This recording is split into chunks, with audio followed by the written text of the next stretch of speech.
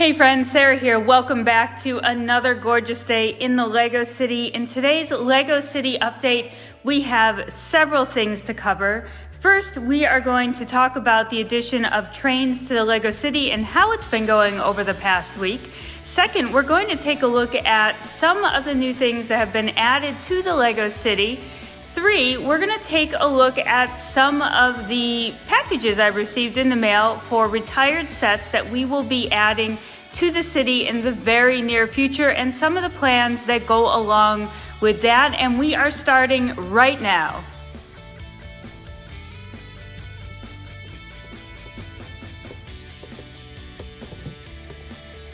So in the last Lego City video, we went down under, and that was down underneath the tabletop of the city. We have limited room above the tabletop in the city, and a lot of you suggested that we go down below. So if you missed that last video on how we put together the tabletops that are underneath the train table and all the process that went into that, make sure to check out that video. I'll link it at the end of this one. We are going to get into trains quite a bit around here in the coming year. There are some fantastic leaks coming out about a Harry Potter D2C set with a train and a train station, and then there is the new city passenger train and possibly train station coming out this year. So I am really looking forward to diving into trains and creating a fantastic stream yard underneath the I'm going to call that a train yard underneath the table.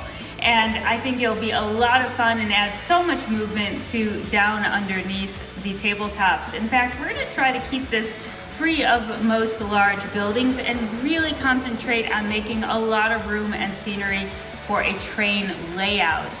So in order to do that, we have to take into account our cat, who, let me tell you, over the past week has really just kind of sniffed around. I don't think she's even jumped up under here. We've run the trains at different times and she's come over and taken a look, but nothing more than you saw in the previous video. So I'm feeling really excited that she's not really interested in bothering this area.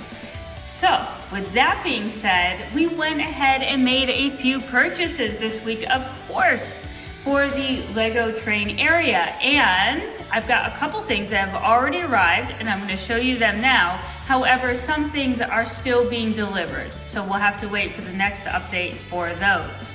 So first up, of course, you cannot have a train without train tracks or train tracks without a train, whichever way you want to look at it. Amazon had these on sale for $16 even this week. So we did purchase 3 sets of the straight and the curved tracks here. I ended up with a lot more curves left over and just a few straights. So now we can play around with creating some different places for the trains to rest when they're not being used. And then I have never used a switch track before. So again, I am super new to trains, so any advice you want to put below in a comment, feel free to do so. We really want to get into trains in kind of a big way this year, but I don't really know anything about them other than the powered up app on the phone, and my husband, Mr. Bins and Bricks, has successfully managed to motorize both the Hidden Side train and the Hogwarts train without too much effort. So I feel like between the two of us, we're going to have a pretty awesome train layout. But it all starts with having enough track. I mentioned 3 train stations that I would love to see in the city. They are all retired, and I wasn't sure if I'd pick up 1 or 2 or all 3, and I know there are more train stations coming out, so we are going to have a ton of train stations to choose from. Maybe we'll have to switch some in and out, but I started looking around on Bricklink at some different ideas, and I found 3 that I really liked that I shared with you in the last video. A lot of you had your thoughts and some of you suggested why not do all 3. So yes, I did all 3, but I will let you know this time around I chose to do all 3 used, which I don't always do. It's very tough to buy used. You don't quite know what you're going to get, even if you ask a ton of questions.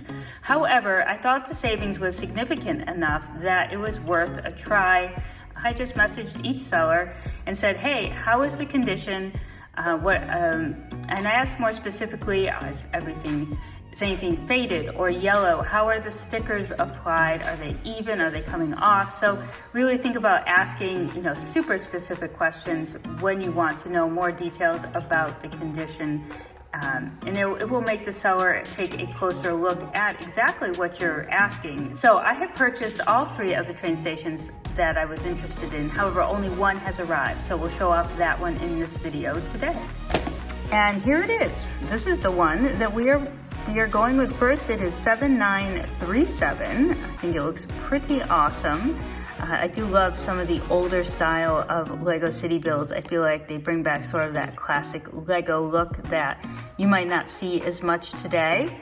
So it is used, it's packaged nicely with bubble wrap. Everything looks to be in really good condition color-wise. I did message and say, hey, please let me know, does that white look yellowed at all? And to me, it looks perfectly fine. Even through the camera right now, it still looks pretty good. So I can't wait to build this up. You can see we do have the figs here with it. I believe it's not missing any pieces. You may not get the extra pieces that were originally with the set, but all the pieces to make the set are here. So we've got some more train track, the stairs, all that kind of stuff, even the little car that it came with. So I think that will be a fun addition to the city. So this is one of the 3 that I will be adding to the Lego City, and we do have plenty of room under here. Since I really just want to focus on trains under here, we have plenty of room to make ourselves a train yard. And by buying all 3 of the sets used, I saved about half price per set of buying it new. So I put the savings, as you might guess, into a second passenger train, which has been currently $30 off on Amazon and Target from time to time over the last month. So I thought I would pick up another and make this one even longer. So I can't wait to get that, build it up, attach it, and give it a run for all of you. All right, next up in the Lego City update, we're gonna take a look at what we've added to the city in the past week. Now, unfortunately, we did not add any more tiling for the canal because I did not realize that the tiles were going to take 5 to 6 weeks for delivery, so I don't have those yet. It's still gonna be a little bit of a while, and I may end up picking up some off of Bricklink in the meantime just to get this done. I know that I will need another order of the 999 1x2 trans blue tiles in the future, so those will not go to waste when they come in, and I can finally finish up all of that canal work that still needs to be done. And in fact, you're gonna see canal that's gonna go straight down there, so it is not even close to being finished, but it would be nice to clean up some of those black spots down there as well with some more canal. So the canal project still going strong. We do need to build another bridge, but that's for another update, as this is what we're adding to the city, not what we haven't done.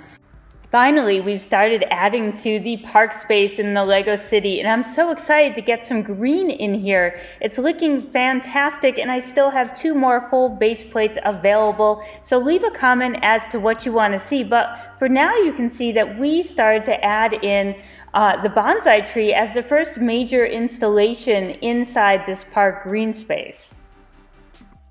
I already had the Mills plate constructed for this project, but I ended up taking it apart and rebuilding it as I built in the bonsai tree. As you can see, I centered the bonsai tree on a 16x16 plate and used many of the leftover pieces to construct the walls around the tree, the seating area, and elements like that.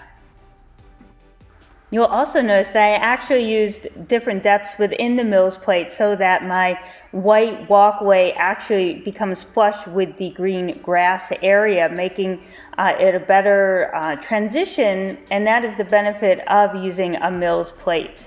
I also went ahead and added a fence to smooth the transition between the white walkway and the grass, and we'll be adding some round 2x2 tiles and grass elements just to give it a little bit more texture.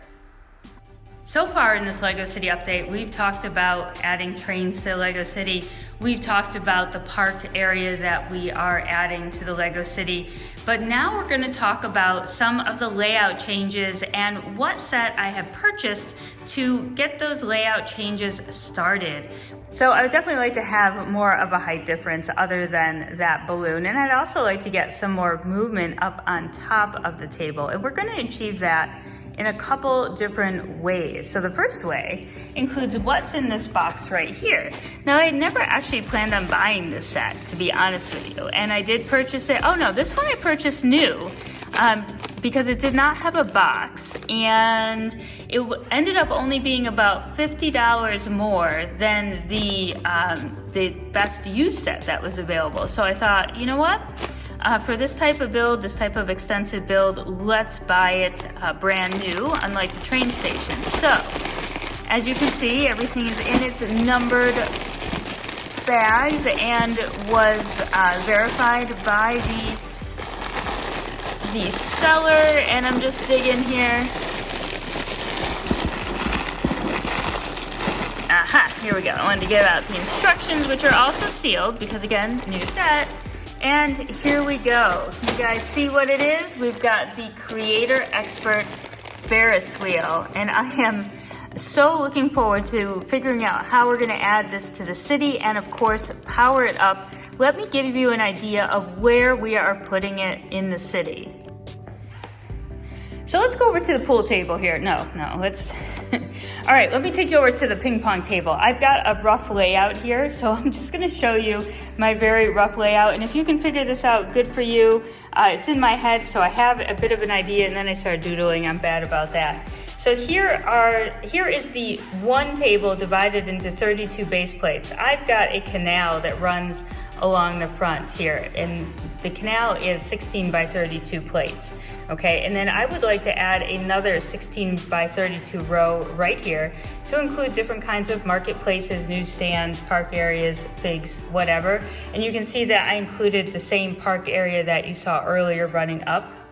But we are going to have a row of modulars here, almost in a square. We're gonna have a square here. There will be an opening in the middle. So there will be a square of modulars here. And over on the side, there will be an L-shaped set of modulars with the Ferris wheel taking up six complete base plates. So that is sort of the rough outline, and I need to sort of narrow down which modulars make the cut, which modulars do not. So this should be a lot of fun. As you can see, I've marked some that probably should be corners. But I don't know in the end if that will work out just like that. However, we'll give it a go and we'll see. I do have so many modulars to choose from that maybe, each season the city will have to switch out with new modulars. But I think it will look amazing. We take that over here. You can see the plan maybe in better life here. You can see the canal we'll be adding. So you've got the canal here, but we're going to be adding another row of similar to this right here before we start the modular building. So we'll have the Ferris wheel here in the background, which will look awesome with the modulars in the front in an L shape. And then we'll have the park, which will remain here. And then we will still have this sort of square of modulars here with an opening in the middle. So whether Diagon Alley stays or goes or reconfigures itself, I have absolutely no idea. But if we go around to the back, we should be able to make it look just as awesome around the back. I would absolutely love to add some taller buildings in the back to balance out the Ferris wheel, but we should be able to actually go in and use the 6 base plates of the Ferris wheel back here to set up scenes, more amusement park type things, and create some life back here as well. So I'm pretty excited to get that started. I don't know how well it'll go, but I think it's definitely worth exploring to get some movement up top in the city, like we have the train now below. However, we also have an idea to maybe add in a monorail. So I would love to see how we could fit a monorail in the city It may need to be something that we look at more in the Ninjago area. I'm not 100% sure, but those are some of the city plans moving forward in the very near future. So the top of this table should change up quite a bit, and I'm looking forward to the challenge of designing more fun spaces for the figs to hang out, more scenes to create, and things like that in this area. We'll get back to working on the medieval area soon. And actually, Mr. Bins and Bricks is over here. Well, he's not over here now, but as you can see, he's got the start of the Ninjago City Gardens. So we'll be working on that so we can get it into the city as soon as possible for layout purposes and to see how things are settling in that area of the city. All right, friends, that is a wrap on this Lego City update.